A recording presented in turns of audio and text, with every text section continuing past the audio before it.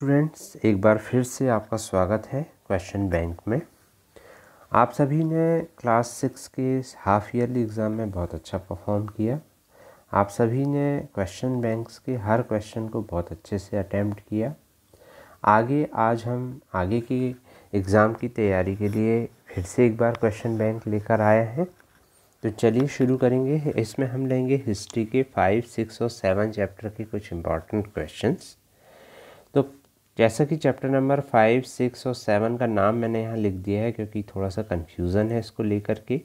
Book में जो पुरानी बुक है उनमें चैप्टर्स के नाम कुछ और हैं और नई बुक में चैप्टर के नाम कुछ और हैं, क्योंकि एक चैप्टर जो है वो नई बुक में उसको जो है दूसरे चैप्टर के साथ मिक्स कर दिया गया है। तो चैप्टर नंबर 5 है what books and burials tell us. Chapter number 6 है kingdom, kings and early republic. और चैप्टर नंबर 7 है न्यू क्वेश्चंस एंड आइडियाज़। तो पहले हम लेंगे what books and burials tell us. यदि आपको पूरा चैप्टर समझना है तो आपको जो है मेरा पूरा वाला वीडियो देखना पड़ेगा, जिसमें हमने देखा है इस चैप्टर में। मैं मुख्य मुख्य बातें यहाँ आपको बता दूँ कि इसमें हमने वेदों के बारे में पढ़ा कि वेद क्या थे। हमारे भारतवर्ष में वेद जो है वो बहुत महत्व रखते हैं, तो वेदों के बारे में पढ़ा था। और मैंने आपको उसमें बताया कि 4 वेद थे और जिनमें ज्ञान की बहुत सारी बातें लिखी हुई हैं। तो चलिए हम इसके इम्पॉर्टेंट क्वेश्चंस को देखेंगे। पहला क्वेश्चन है विच वाज द फर्स्ट वेद। तो सबसे पहले तो डियर स्टूडेंट्स आपको चारों वेदों के नाम याद होना चाहिए। ऋग्वेद, सामवेद, यजुर्वेद और अथर्ववेद, ये 4 वेदों के नाम हैं। ठीक है ना, ये यहाँ पर लिखे हुए भी हैं। यदि आपसे 4 वेदों के नाम पूछे जाएं तो आपको याद होना चाहिए। और यहाँ पर विच वाज द फर्स्ट वेद, अब इसमें पूछा जा रहा है कि पहला वेद कौन सा था। तो पहला वेद जो था वो ऋग्वेद था। ठीक है, और इसमें ये भी पूछा जाता है कि किस वेद में क्या है। ठीक है ना, तो ऋग्वेद, यजुर्वेद, सामवेद और अथर्ववेद पर बहुत सारे क्वेश्चंस पूछे जा सकते हैं। तो इनको आप एक बार जो डिटेल वाला वीडियो है उसमें और देख लीजिएगा। तो पहले क्वेश्चन का आंसर है ऋग्वेद। सेकंड है which is the meaning of sukta. तो जब आप ऋग्वेद को पढ़ते हैं तो उसमें संस्कृत के बड़े बड़े श्लोक आते हैं। उन संस्कृत के बड़े बड़े श्लोकों को सूक्त कहा जाता है। और सूक्त का मतलब होता है जिनमें कोई बहुत अच्छी बातें लिखी होती हैं, जैसे सत्यमेव जयते एक सूक्त है। ठीक है ना, तो सूक्त का मतलब, सत्यमेव जयते का क्या मतलब होता है, सत्य की हमेशा विजय होती है। तो इस तरह की जो बातें होती हैं इनको सूक्त कहा जाता है। और इसका आंसर होगा वेल सेड। वेल सेड का मतलब होता है जो बहुत अच्छी बात कही गई है उसको क्या कहा जाता है, वेल सेड। तो और इंग्लिश में उसको सूक्त भी, मतलब संस्कृत में उसको सूक्त भी कहा जाता है। ठीक है ना, तो सूक्त किस में लिखे हुए हैं, वेदों में लिखे हुए हैं। तो सेकंड क्वेश्चन का आंसर होगा ए, और ये आपके मैच द कॉलम वाले उसमें भी दिया हुआ है। थर्ड क्वेश्चन में चलते हैं कि वैदिक एज में, in Vedic age common people were called. जो कॉमन पीपल थे उनको क्या कहा जाता था। तो जो कॉमन पीपल थे उनको जन कहा जाता था। क्या कहा जाता था, जन। तो इसका आंसर होगा बी, जन। Fourth question, in which language were the Vedas composed. वेदों को किस भाषा में लिखा गया है या लिखा गया था। तो वेदों को लिखा गया था संस्कृत भाषा में। तो फोर्थ का आंसर होगा बी। चलते हैं क्वेश्चन नंबर 5 में। Which 2 rivers have been mentioned only a few times in Rigveda. Rigveda में किन नदियों का उल्लेख मिलता है। तो वो मिलता है गंगा और यमुना का। ठीक है, तो इसका आंसर होगा बी। किसका उल्लेख मिलता है, मेंशन का मतलब होता है उल्लेख मिलना, किसी के बारे में बताना। तो वो कहाँ मिलता है, कौन कौन से उसमें ऋग्वेद में कौन कौन सी 2 नदियों की बात मिलती है कहीं कहीं, वो है गंगा और यमुना। फिर है who were called as the dasa और dasyu during the Vedic age. During का मतलब होता है के दौरान। वैदिक एज के दौरान किन लोगों को दास और दासी माना जाता था। तो किन को माना जाता था, तो इसका आंसर होगा बी, स्लेव्स को माना जाता था, गुलामों को माना जाता था। ठीक है, जो नौकरों की तरह काम करते थे, महलों में ही रहते थे। आपने देखा होगा कई जो पौराणिक सीरियल्स हैं उनमें दास और दासी, तो उनको स्लेव्स कहा जाता था। People who perform ritual were called, वैदिक एज में जो लोग रिचुअल्स करवाते थे, रिचुअल्स का मतलब होता है कि जो भी पुरोहित का काम या जो भी यज्ञों का काम करवाते थे वो कौन थे, तो उनको ब्राह्मण्स कहा जाता था। ठीक है, तो इसका आंसर होगा 7 का आंसर ए। क्वेश्चन नंबर 8 है, what is the meaning of the word यजना। यजना का क्या मतलब है, ये भी आपके मैच द कॉलम में दिया हुआ है आपकी बुक में। यजना का मतलब यज्ञ को कहा गया है, यज्ञ को सैक्रिफाइस कहा जाता है, तो 8th का आंसर होगा डी। तो यजना का क्या मतलब हुआ, सैक्रिफाइस। ठीक है, इसमें क्या होता था कि पहले जो होता था हवन किया जाता था, और घी का हवन होता था और जौ का, तिल का हवन होता था, क्योंकि ये माना जाता था इससे वातावरण जो है बहुत शुद्ध होगा और ये जो भोजन है ये देवताओं को मिलेगा। तो आज भी जो है हवन किया जाता है घर में, तो उसको यजना, तो यजना का मतलब होता था सैक्रिफाइस। फिर आते हैं question number 9, from which place of the Vedic time black and red wares were found. किन जगहों पर, किस जगह पर वैदिक एज के ब्लैक और रेड वेयर्स मिले। वेयर्स का मतलब होता है बर्तन, कहाँ पर मिले हैं, तो वैदिक एज का जो है ये इनाम गांव करके जगह है महाराष्ट्र में, यहाँ मिले हैं, तो इसका आंसर होगा ए। ठीक है ना, तो इनाम गांव जो है वो एक ऐसी जगह है महाराष्ट्र में, इसके बारे में आप पढ़ सकते हैं, आपकी बुक में भी दिया हुआ है। तो यहाँ पर जो है वैदिक एज के ब्लैक और रेड वेयर्स मिले हुए हैं। Question number 10, what is the meaning of the term megalith. Megalith का क्या मतलब है, देखिए मेगालिथ और माइक्रोलिथ दो वर्ड आपकी बुक में है। मेगा का मतलब होता है बड़ा, तो यहाँ पर होगा स्टोन बोल्डर्स को जो है वो मेगालिथ कहा जाता था, क्योंकि हमारे जो इस चैप्टर का नाम है what books and burials tell us, कि जो पुरानी किताबें हैं और जो पुरानी बरियल, बरियल का मतलब होता है कि जब क्या हुआ कि कुछ जगहों को खोदा गया तो वहाँ पर क्या है कुछ सबूत मिले वैदिक एज के, ठीक है ना, जैसे इनाम गांव में, तो इनमें यही चीज़ें, मेगालिथ मिला, मेगालिथ का मतलब होता है स्टोन बोल्डर, माइक्रोलिथ का मतलब होता है छोटे बोल्डर, छोटे पत्थर। तो ये जो है ये सभी सबूत जो है हमको मिले और इसी से हमने वैदिक एज की स्टडी की, 4 वेद मिले। ठीक है, तो इसलिए इस चैप्टर का नाम था what books and burials tell us. पूरा चैप्टर आप जरूर देखिएगा। तो ये थे क्वेश्चन नंबर, ये थे हिस्ट्री के 5th चैप्टर के इम्पॉर्टेंट क्वेश्चंस। अब हम चलते हैं चैप्टर नंबर 6 में, kingdom, kings and early Republic. इसमें हमको ये बताया गया है कि जो सबसे पहले मतलब ऐसे बड़े बड़े राज्य मिले, उनके सबूत मिले, तो वो कौन थे। ठीक है, जैसे मगध मिला, मगध में मौर्यों का साम्राज्य मिला, हमने पढ़ा था, सम्राट अशोक के बारे में पढ़ा था, अशोक के दादाजी के बारे में पढ़ा था, सम्राट अशोक के पिताजी के बारे में पढ़ा था। तो ये सब जो थे किंगडम, किंग्स और अर्ली रिपब्लिक के एग्जाम्पल थे, इसलिए इस चैप्टर का नाम है kingdoms, king and early Republic. उनमें क्या क्या होता था, क्या क्या चीज़ें थी, उसके बारे में पढ़ेंगे। तो पहला क्वेश्चन है, who was responsible for safety and security of people in Mahajanapada. तो अभी आपके लिए एक नया वर्ड है महाजनपदा। महाजनपदा का मतलब होता था पहले क्या होता था, छोटे जो जहाँ पर कम लोग रहते थे उसे गांव कहते थे, आज भी गांव कहते हैं। उससे बड़ा जो होता था वो जनपद, और उससे और बड़ा जो होता था वो महाजनपद कहलाता था। तो महाजनपद में कौन लोगों की सिक्योरिटी और सेफ्टी का इंतजाम करता था, कौन रिस्पॉन्सिबल होता था, तो ऑफकोर्स कौन होता था, अब आप ही बताइए, उस ज़माने में कौन रहता रहा होगा। तो इसका आंसर होगा ए, राजा। राजा जो था, किंग जो था, वो सबको सेफ्टी और सिक्योरिटी देता था महाजनपद में। In how many years, in how many varnas were the society divided. अब उस समय में जो समाज था वो 4 भागों में डिवाइडेड था, 4 तरह के लोग समाज में रहते थे। तो ये 4 कौन कौन से वर्ण थे, तो यहाँ पर हाउ मैनी पूछा गया तो यहाँ पर 4 आना चाहिए।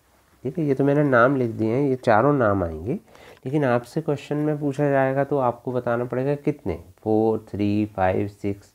तो कितने में डिवाइडेड था, 4 में डिवाइडेड था, और ये वो 4 के नाम है। ठीक है ना। ये क्वेश्चन थोड़ा सा गलत हो गया है। तो ब्राह्मण, क्षत्रिय, वैश्य और शूद्र में जो था वो समाज डिवाइडेड था, ठीक है। तो कितने भागों में डिवाइडेड था?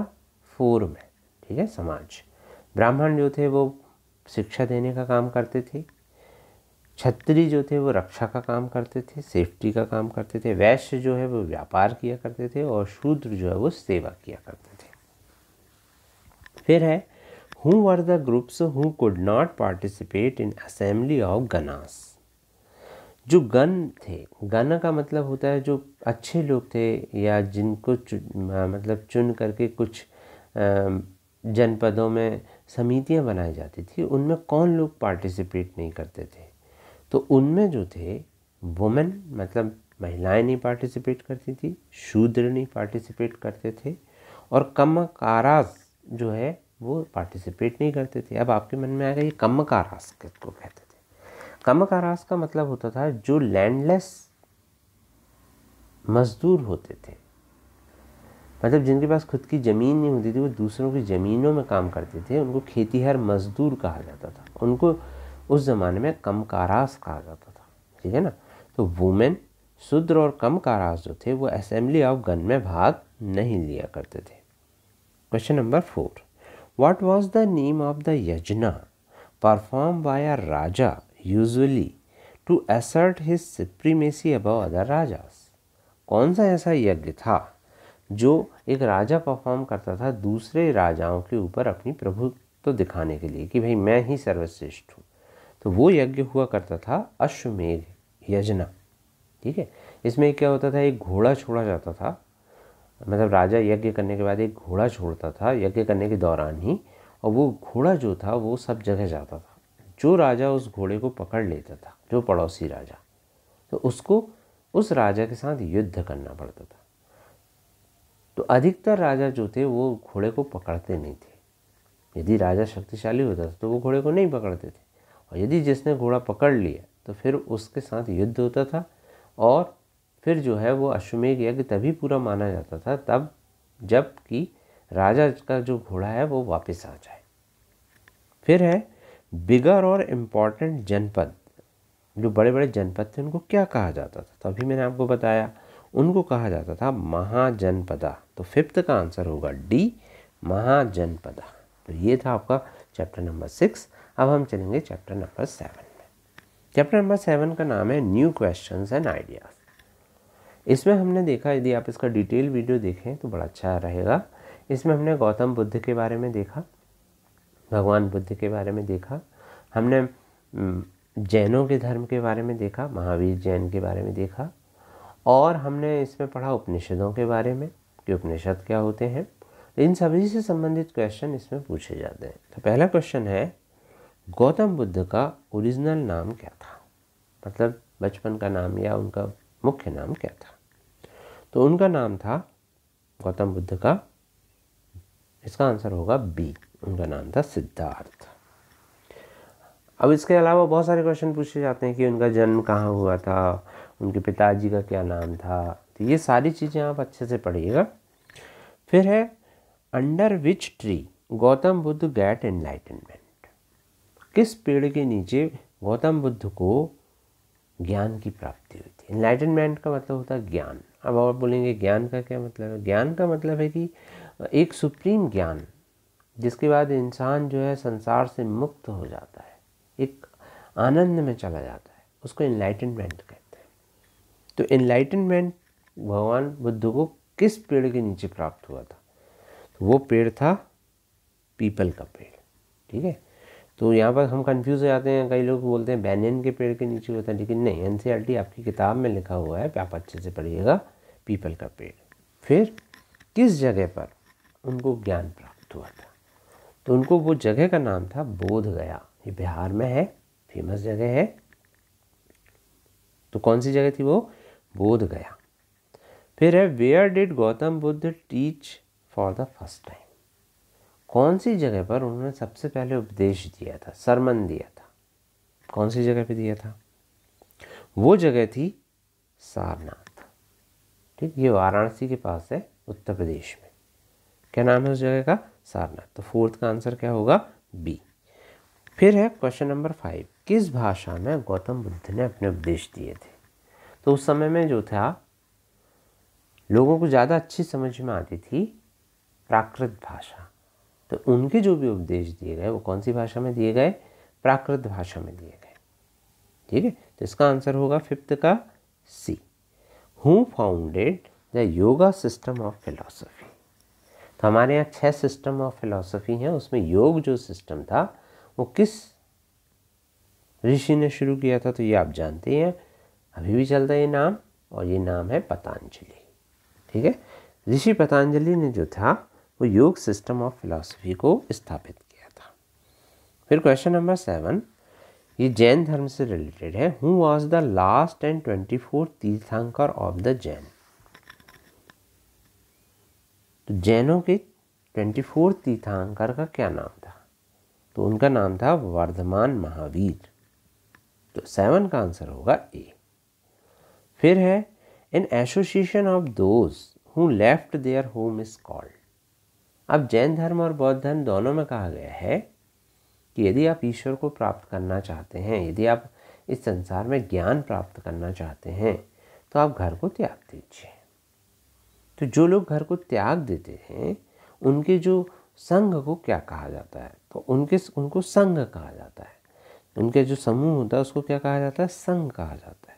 तो इसका आंसर होगा 8th का बी। फिर है in which book were the rule made for the Buddhist sangha were written? किस में लिखे हैं वो सारे रूल जो बुद्धिस्ट संघ के हैं?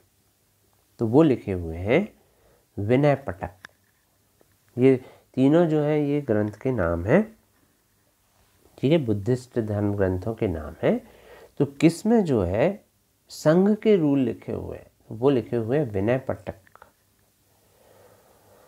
ये तीनों विनय पिटक, सूक्त पिटक और अभिधम पिटक, ये तीनों जो हैं बौद्ध धर्म ग्रंथों के नाम हैं। तीनों में अलग अलग बातें कही गई, पर संघ के जो नियम बताए गए हैं वो विनय पिटक में लिखे गए। और उस टाइम पर कितने आश्रम में, आश्रम का मतलब होता था जीवन को, मनुष्य के जीवन को 4 भागों में डिवाइड कर लिया गया था। वानप्रस्थ आश्रम, सबसे पहले ब्रह्मचर्य आश्रम, ठीक है, थोड़ा बड़ा होने से लेकर के, मतलब 7-8 साल के बालक से लेकर के 25 ईयर्स तक के समय को ब्रह्मचर्य आश्रम कहा गया था। इसमें क्या होता था, बच्चे घर से जाकर के गुरुकुल में रहा करते थे, ज्ञान प्राप्त किया करते थे। 25 से लेकर के 50 तक के समय को गृहस्थ आश्रम कहा गया था। इस समय में जो है विवाह होता था और कोई काम किया जाता था समाज के लिए। 50 से लेकर 75 तक की एज को वानप्रस्थ आश्रम कहा जाता था। इसमें जो होता था लोग फिर जो है सब छोड़ करके जंगलों में जा कर के भगवान का ध्यान करते थे और पर्यावरण की रक्षा करते थे। कुछ लोग गुरुकुल भी चलाते थे।